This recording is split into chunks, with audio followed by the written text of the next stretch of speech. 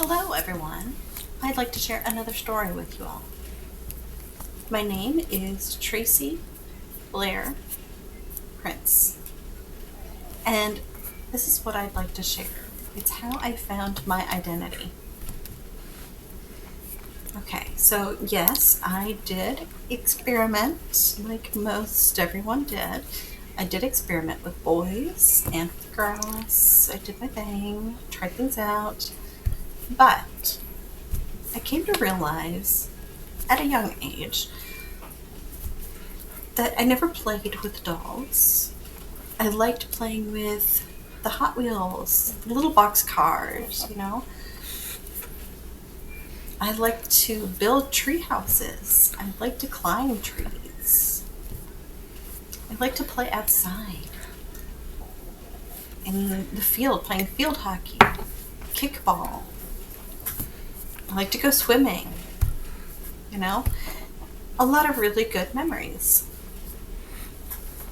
I was never really interested in the girly toys. There were a few that I was curious about. I tried out, and they were fine. Never really dolls. Dolls were never my thing. I was a tomboy all the way, my whole life. I hated wearing dresses, and they used to have to make me wear dresses, for church and things like that. And I'd always take off the pantyhose. I hated the pantyhose. I'd take them off and throw them to the side, and then I'd get disciplined. I wasn't allowed to wear men's clothes. I wasn't allowed to watch certain movies or listen to certain music or read certain books. There's one time I had gotten home and I found that the family were, they were writing they were blocking out the swear words in the book. I was like, this is a library book. It belongs to the school. Why are you crossing out the swear words? It's not my book. It's my homework. But my point is, they were really, really strict. In a really strict Baptist church, and I'd been baptized and I became a Christian, but I didn't know what it meant to be part of the LGBTQ community for a long time. Whether it was, I knew nothing about any of the terms. From the ages of 9 to 12, until Mom took me out to eat, and she wanted me to meet my godfather, who was gay. And, he was nervous, and he was my dad's best friend until my dad found out about God and became a Christian. Then he stopped being friends, and he didn't want anything to do with them anymore. And I thought, why?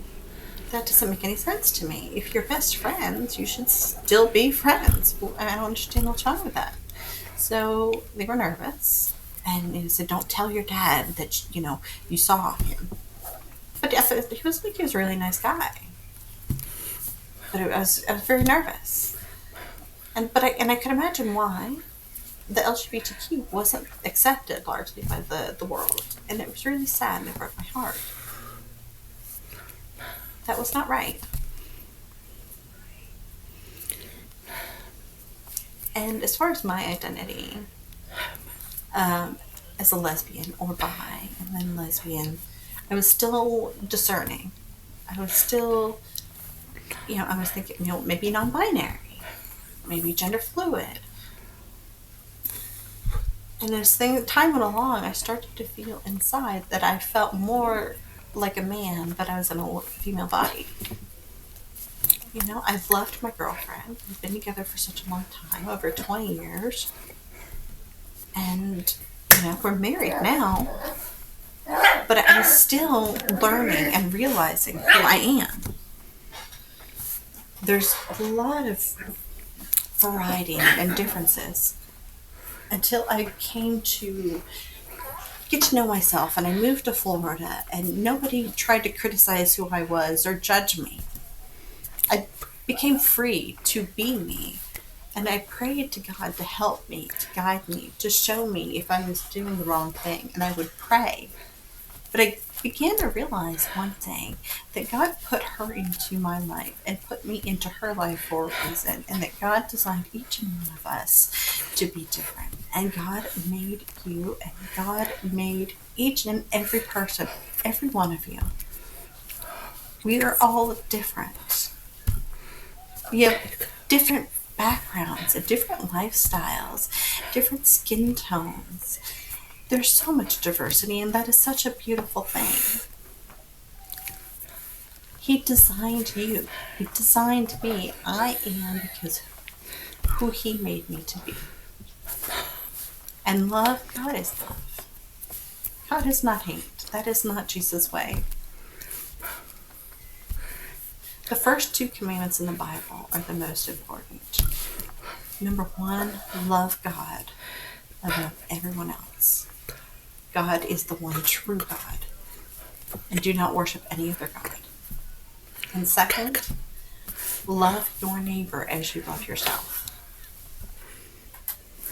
God didn't say, you need to push aside the gay or the lesbian or these specific religious groups, or the Muslims and that group, or the Buddhists, and you need to have nothing to do with that. He never said anything like that. He said to respect everyone, not to hate.